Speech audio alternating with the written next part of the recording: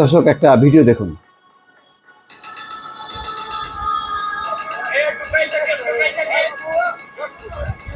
সম্প্রতি ঘটে যাওয়া বৈষম্য বিরোধী ছাত্র আন্দোলনে দেশের সব স্তরের জনগণ ঐক্যমত প্রকাশ করেছিলেন।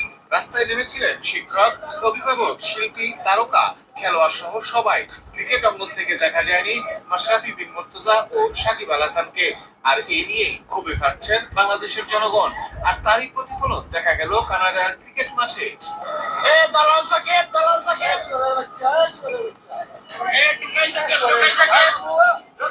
দর্শক দেখলেন, এটি কানাডার ঘটনা। সাকিব যাচ্ছিলেন যখন কানাডা থেকে দেশে, কানাডায় তো ফ্লপ খেলা, সেটা বড় কথা না, ফ্লপ সে অনেক দিন থেকেই, এবং এমপি হয়ে তার খেলা, তার রাজনৈতিক আকাঙ্ক্ষা বাস্তবায়ন করা, যা খুশি তাই করেছেন। গত 15 বছরের দুঃশাসনে মানে কি না হয়েছে সেটা সবাই সাক্ষী, দেখেছে সবাই নির্বাক হয়ে, কিছুই করার ছিল না। এই সাকিবরা কিভাবে ক্ষমতাকে, রাজনৈতিক ক্ষমতাকে ব্যবহার করেছে, আবার সরকার ক্ষমতায় থাকার জন্য কিভাবে এই সাকিব, মাশরাফি তাদেরকে ব্যবহার করেছে। আজকে শেখ হাসিনা যখন সবাইকে রেখে পালিয়ে গেল, দেখেন এই তারকারা কি পরিমাণ অপমানিত হচ্ছে। কানাডার মাঠে তাকে ভুয়া ভুয়া দো করছে, গালি দিচ্ছে। আমি সেই গালিগুলো উচ্চারণ করলাম না। যখন খেলছিল তখনও বলছে যে পদ আছে কিনা, তাকে মাশরাফির বাড়ি পোড়ানো হয়েছে নড়াইলে। এই সবগুলি কিন্তু শেখ হাসিনার পাপের এখন খেসারত দিচ্ছে এই তারকারা। এই তারকাদেরও উচিত হয়নি, তাদেরও উচিত হয়নি, আর রাষ্ট্রের পক্ষ থেকেও এটা উৎসাহ দেওয়া হয়নি। এই মমতাজ একটা চমৎকার কোকিল কণ্ঠী বলা হতো, আজকে তার সাহস হবে পাবলিকলি কোনো গান গাওয়ার জন্য? তার গান শোনার জন্য এখন কেউ চায় যে আমরা মমতাজের গান শুনতে চাই? না, তার রাস্তায় দাঁড়িয়ে বা তিনি যে শিল্পী হিসাবে গণসঙ্গীত গাইবেন সেই সাহস তার নাই, আর মানুষও সেটা শুনতে চায় না। গেল কারণ ওই যে সংসদে যে তার গান গাওয়া, ক্ষমতা ভোগ করতে যে তারকা ইমেজ গেল মানুষের কাছ থেকে একেবারে রীতিমতো মানে লাঠি জাতা, যে পরিমাণে লাঠি জুতা মানে তাদের কপালে এখন জুটছে। এই সাকিব দেখেন, এখন সে দেশে আসতে পারলেন না, কানাডা থেকে সে চলে যাচ্ছেন হচ্ছে যুক্তরাষ্ট্রীয় পরিবারের কাছে। আর হয়তো দেশে ফিরবেন না, কেননা তারও অফিস জ্বালিয়ে দেওয়া হয়েছে মাগুরায়। মাশরাফির অবস্থা তাই। এরা কোথায় এই রাজনীতির তারকারা? এই সাম্প্রতিক ঘটনার সময় 300-400 লোক মারা যাওয়ার পর তারকারা দল বেঁধে গেল।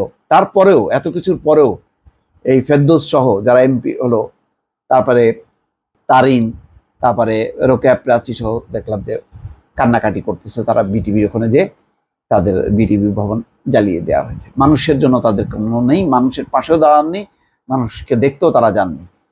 তো কারণ কি? এরা হচ্ছে দলের রাজনীতি করেছে, এবং শেখ হাসিনা নিজেদেরকে প্রশ্রয় দিয়েছে। গণভবনে ছিল এদের মৌজ মাস্তি করার একটা জায়গা, মজমা বসত রীতিমতো, সেখানে ফটো সেশন চলতো। এইসব করে মানে শিল্প অঙ্গন শেষ, খেলার অঙ্গন শেষ, মানে যতগুলো আমাদের তারকা ইমেজ নিয়ে যারা দেশের মানুষের জন্য কাজ করবে, সেই কাজের বদলে তারা একটা রাজনৈতিক একটা টার্গেটে পরিণত করেছে এই তারকাদেরকে। কেন? দেশের অধিকাংশ মানুষ বর্তমান শাসনে অতিষ্ঠ ছিল।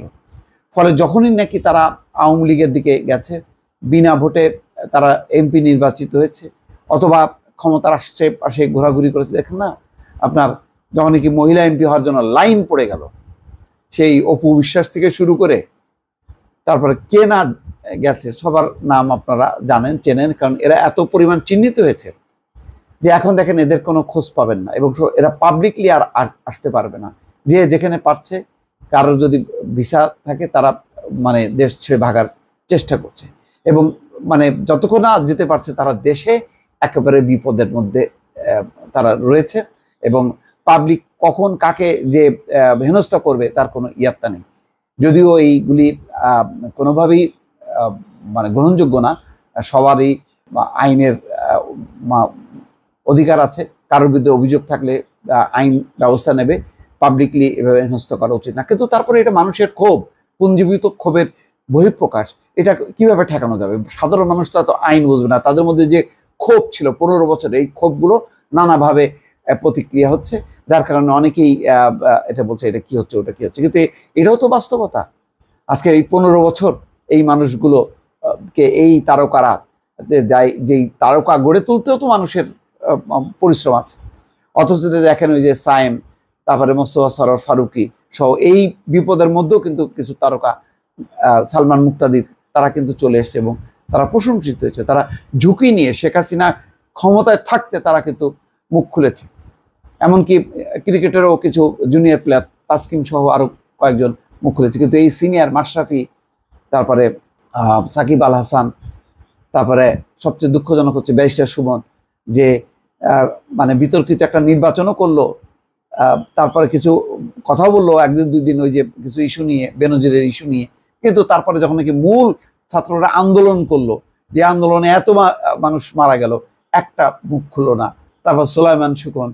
এখন এই তারকাদের এই যে রাজনীতি, ক্ষমতার রাজনীতি করার তার যে নির্মম পরিণতি, আজকে দেখেন পাবলিকলি যে সাকিবকে সাথে ছবি তোলা, অটোগ্রাফ নেওয়ার জন্য ব্যস্ত থাকতো মানুষ, আজকে তাকে গালাগালি করছে। এরকম সবারই মানে কপালে তাই হবে, যখনই পাবলিকলি সামনে যাবে তখনই এই পরিস্থিতি তৈরি হবে।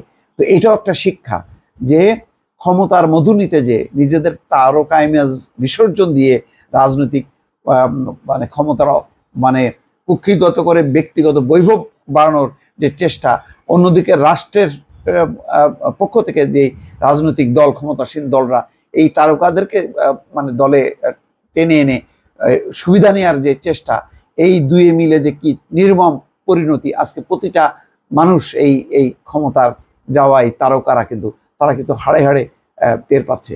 এখান থেকে যদি শিক্ষা নেয় তারকারা, এখন যে তারকারা আছেন বাকি তারকারা, তাহলে হয়তো ভালো হবে। আর তা নাহলে এই একই পরিণতি সাকিব, মাশরাফি, মমতাজ, তাদের পরিণতি, ব্যারিস্টার সুমন, তাদের পরিণতি কিন্তু ভোগ করতে হবে। দর্শক ভালো থাকবেন, আল্লাহ হাফেজ।